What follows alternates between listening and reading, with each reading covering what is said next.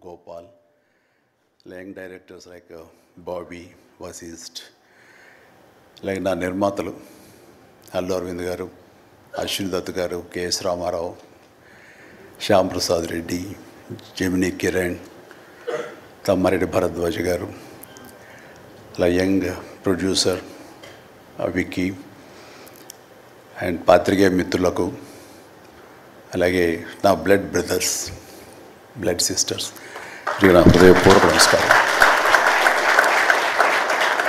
So first of all ఈ event ఇంత గ్లామర్గా ఇంత మెమొరబుల్గా ఉంది అంటే దానికి ప్రధానమైన కారణం నా మిత్రుడు Aamir Khan. Aamirji, thank you so much.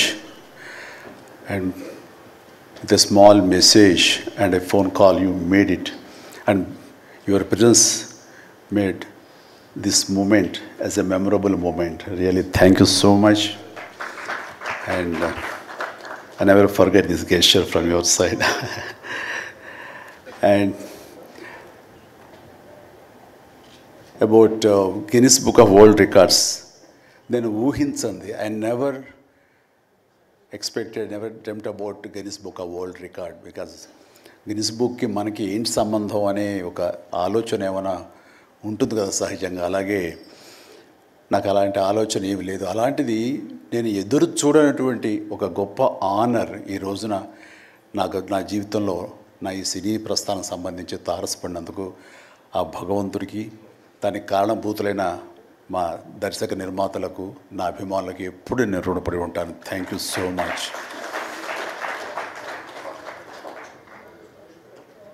నాకు డ్యాన్సెస్ మీద, బహుశా నటన కంటే కూడా ముందు నుంచి కూడా డ్యాన్సెస్ మీద నాకున్నటువంటి ఇంట్రెస్ట్ ఈ రోజున ఈ అవార్డు వచ్చేలా చేసిందా అని నాకు అనిపిస్తుంటుంది. ఎందుకంటే ముందు నటనకి శ్రీకారం చుట్టే కంటే, ఓనమాలు దిద్దుకునే దానికంటే నేను ఫస్ట్ డ్యాన్స్కి నేను ఓనమాలు దిద్దానేమో అనిపిస్తుంటుంది. నా చిన్నప్పుడు మా చుట్టూ ఉండే వాళ్ళని ఎంటర్టైన్ చేయడం కోసంగా ఈవినింగ్ అయ్యేసరికి అప్పట్లో ఉండే వివిధ భారతి కానీ, లేకపోతే శ్రీలంక సిలోన్, రేడియో సిలోన్ కానీ, వీటిల్లో వచ్చే కొన్ని తెలుగు పాటలకి అదే మాకు source of inspiration. I mean recording songs అవి రావడానికి. అప్పుడు గ్రామ్ ఫోన్లు కానీ, టేప్ రికార్డులు కానీ ఇవన్నీ కూడా ఉండే పరిస్థితి కాదు ఆర్థికంగా. అలాంటి వారానికి ఒకసారి రేడియోలో ఎప్పుడు పాటలు వస్తాయా అని అందరూ ఎదురు చూసేవాళ్ళు. రాగానే శంకర్బాబుని పిలవండి, డ్యాన్స్ వేస్తాడు, మనల్ని అలరిస్తాడు అని వాళ్ళందరూ ఉత్సాహంగా ఉంటే వాళ్ళ ఉత్సాహానికి నేను మరింత ప్రోత్సాహంగా తీసుకుని దాన్ని డ్యాన్స్లు వేస్తుండేవాడిని. అట్లాగా అవి డ్యాన్సులు అంటారా, బాడీ కదలిక అంటారా ఏమో తెలియదు, ఒక ఎనర్జీగా అవి ప్రజెంట్ చేయటం అనేది ఒక్కడే తెలుసు నాకు. 7th class, 6th class, 8th class ఆ ప్రాంతంలో.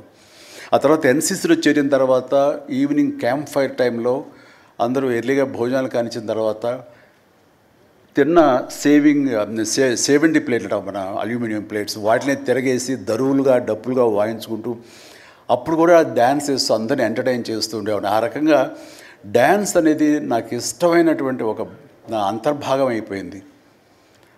అలాగా డ్యాన్స్ నేను వేరుగా ఎప్పుడు చూడను, ఎప్పుడు హుషారు ఉన్న అసలు అందుకంటే ముందు లేచిపోయి డ్యాన్సెస్ వేయటం అనేది మ్యూజిక్ అనుగుణంగా బాడీని మార్చుకోవడం జరిగింది. అంటే ఫస్ట్ పిక్చరు నేను వెళ్ళినప్పుడు అక్కడ సరదాగా నా రూమ్లో నేను డ్యాన్స్ వేస్తుంటే నా కోస్టార్స్ ఆర్టిస్ట్ వాడు చిరంజీవి డ్యాన్స్ వేస్తాడు అని అంటే అవునా అని వాళ్ళందరూ చేయాలంటే అందులో సావిత్రి గారు ఉండేవారు, రోజారామణి, కవిత, ఇలాంటి యాక్టర్లు అందరూ ఉండేవాళ్ళు, నరసింహరాజు ఇలాంటి వాళ్ళందరూ ఉన్నప్పుడు వర్షం పడుతుంది. ఒక పంచలో డ్యాన్స్ వేయాల్సి వచ్చింది. అది ఈస్ట్ గోదావరి రాజమండ్రి దగ్గర ఒక పల్లెటూళ్ళలో. ఆ పంచలో జల్లు పడుతూ కూడా మొత్తం తడితడిగా ఉండింది. అయినా సరే డ్యాన్స్ అడగడం పాపం ఎవరైనా సరే వెంటనే ఎలాంటి ఇన్హిబిషన్ లేకుండా చేయటం అనేది నాకు అలవాటు. అలాగే టేప్ రికార్డ్ డ్రాయింగ్ చేసి అప్పట్లో డ్యాన్స్ చేస్తున్నాను. మధ్యలో కాల్ జారి కింద పడిపోయాను. పడితే అది కింద పడిన తర్వాత ఆపకుండా వాళ్ళందరూ అయ్యో అన్నారు. అయినా సరే దాన్ని నాగిని డ్యాన్స్గా మార్చేసుకొని చేస్తే ఎక్కడ లేని అప్పలాస్ వచ్చేస్తుంది. సో అక్కడ చూసేటంటే ఒక కో డైరెక్టరు రాఘవేంద్రరావు గారి, సారీ మన క్రాంతి కుమార్ గారికి చెప్పడం, ప్రాణం ఖరీదులు వాళ్ళు బుక్ చేసినప్పుడు, అబ్బాయి భలే డ్యాన్స్ వేస్తాడు, భలే ఉంటే డ్యాన్స్ అని అవునంటూ నా క్యారెక్టర్కి అంతకుముందు ఎప్పుడు ఒక డ్యాన్స్ అనేది ఊహించుకోలేదు, సాంగ్ డ్యూయట్ సాంగ్ అని ఊహించుకొని వాళ్ళు ఒక ఎందుకు పెట్టకూడదు సాంగ్ అని చెప్పి నాకు ఆ సాంగ్ సిచ్యువేషన్ క్రియేట్ చేసి ఏలియల్లో ఏలియల్లో ఎందాక అనే ఒక సాంగ్, అండ్ ఆ సాంగ్ నేను వేస్తే దాన్ని స్టెప్స్ అది వేసుకుని ఫస్ట్ టైం ఒక యాక్టర్గా నేను స్క్రీన్ మీద డ్యాన్స్ ఇస్తూ కనిపించింది అది. దానికంటే ముందు మన ప్రాణం ఖరీదు పునాది రాళ్ళలో కూడా అలాగే ఫ్రెండ్స్ మధ్య డ్యాన్స్ వేస్తూ నేనే సెంటర్ ఆఫ్ అట్రాక్షన్గా ఉంటూ చేశాను. అలాగా నా డ్యాన్స్ స్కిల్ అన్నది ఎక్స్ట్రాగా నాకు ఒక బెనిఫిట్ అయ్యింది, నాకు ఎక్స్ట్రాగా అది ఉపయోగపడింది. తర్వాత అరవింద్ గారికి, జయకృష్ణ ఇలాంటి వాళ్ళందరికీ కూడా తెలుసు. అండ్ లింగమూర్తి గారే ఉండేవారు ఆయన డిస్ట్రిబ్యూషన్కి చీఫ్. అప్పట్లో ఆయన రాగానే ఆయన ఏ ప్రొడ్యూసర్స్ని పిలుస్తారు, ఎవరి కథ ఓకే అంటారు, ఎవరికి డబ్బులు శాంక్షన్ చేస్తారని డిస్ట్రిబ్యూటర్స్ మీద ఆధారపడే రోజులు నిర్మాతలు.